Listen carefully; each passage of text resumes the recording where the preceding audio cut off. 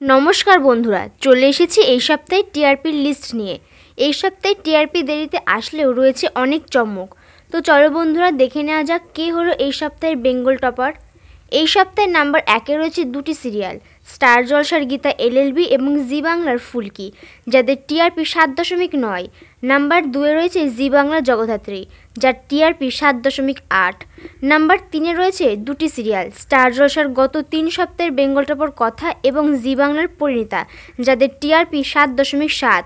Number 4-এ রয়েছে star জলসার serial উড়ান, যার টিআরপি 7.3।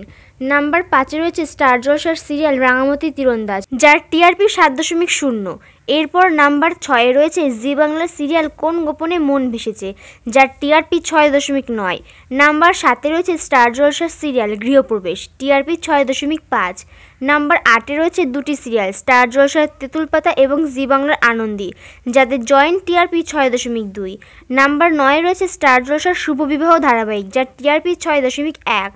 নাম্বার 10-এ রয়েছে স্টার জলসারই দুটি সিরিয়াল রোশনা এবং অনুরাগের ছোঁয়া, যাদের টিআরপি 5.6। নাম্বার 11-তে রয়েছে জি বাংলার মিত্তির বাড়ি ধারাবাহিক, যার টিআরপি 5.5।